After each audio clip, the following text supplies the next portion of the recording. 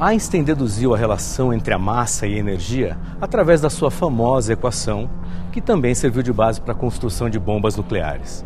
A mesma ideia, mais tarde, ia servir para explicar como é que o Big Bang, uma das teorias mais aceitas para entender a origem do universo, poderia ter dado origem à matéria. Professor Alberto, só uma pergunta. Cadê o professor Galileu? Eu não sei. Não me perguntem, mas ele pediu para falar sobre relatividade com vocês hoje no lugar dele.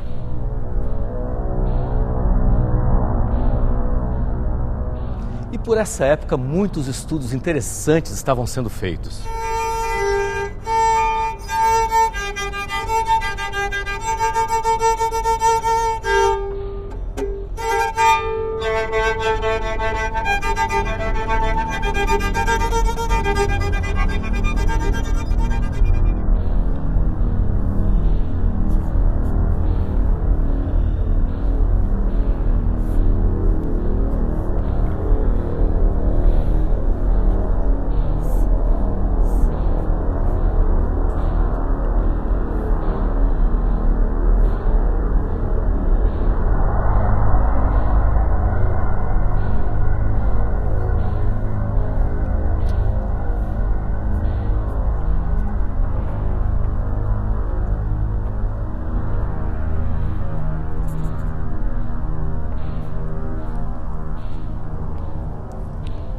Eles perguntaram para mim sobre o futuro. Para mim, eles perguntaram sobre o passado.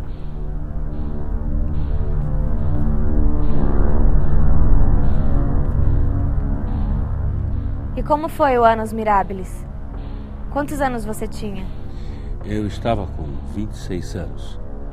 E na época, especificamente desse ano de 1905, eu consegui publicar 4 artigos. 4 teorias que se mostraram fundamentais para a construção de uma nova imagem da matéria e da energia e que abalaria a física do século XX.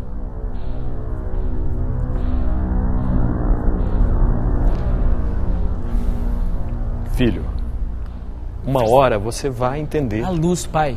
A velocidade da luz. O primeiro artigo propôs a ideia dos quanta de luz e mostrou como é que poderiam ser utilizados para explicar fenômenos como o efeito fotoelétrico.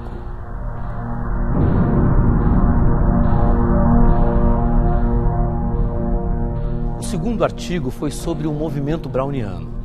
Porque até então os átomos eram considerados um conceito útil, mas a sua existência concreta era controversa. O que Einstein fez? Ele relacionou as grandezas estatísticas do movimento browniano com o comportamento dos átomos e deu aos experimentalistas um método de contagem de átomos através de um microscópio vulgar. Mas eu gostaria de ressaltar que muitos físicos não aceitaram, não concordaram com os meus artigos. Esse reconhecimento só foi acontecer muitos anos mais tarde.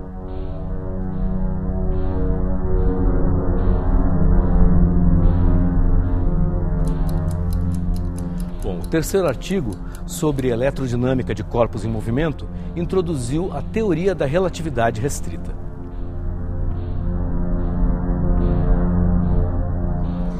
Eu consegui estabelecer uma relação entre os conceitos de tempo e espaço e mostrei que era possível entender de forma nova estes conceitos. Minha proposição é que a velocidade da luz deverá ser igual em qualquer referencial. Uma das consequências desse princípio é que tempo e espaço não são grandezas absolutas, mas podem ter valores diferentes para diferentes observadores, ao contrário do nosso senso comum. Isso significa dizer que o tempo pode se dilatar e o espaço encolher quando um corpo viaja a uma velocidade próxima à velocidade da luz. Essa teoria ficou conhecida como teoria da relatividade restrita. Mais tarde, ele desenvolve a teoria geral da relatividade, onde ele define que todos os observadores são equivalentes e que a gravidade, ao contrário do que pensava o grande Isaac Newton, não é uma força, e sim o resultado da geometria do espaço-tempo. Quanto maior a massa de um corpo, maior será a deformação do espaço-tempo. Isso está relacionado, por exemplo, ao deslocamento de um planeta ao redor do Sol. O quarto artigo é uma extensão do terceiro, onde ele introduz o conceito de massa inercial. Ali ele deduz a relação entre a massa e a energia. Ele te respondeu sobre o futuro? Não, sobre o passado. Não sei o que é massa e energia, mas posso afirmar que são como faces de uma mesma moeda, representadas pela equação E igual a mc ao quadrado, sendo E, energia, igual a massa multiplicado a velocidade da luz ao quadrado. Eu respondi sobre o futuro. E eu só tinha o passado. É incrível, mas essa simples fórmula esconde o brilho das estrelas. Nelas, principalmente o gás hidrogênio é transformado em gás hélio e parte em energia radiante. Enfim, é isso que faz com que uma estrela normalmente fique acesa por bilhões e bilhões de anos, emitindo grandes quantidades de energia. A fórmula guarda também o segredo das bombas atômicas de fissão e fusão nuclear e todos os processos, enfim, nos quais exista a transformação de massa em energia ou de energia em matéria.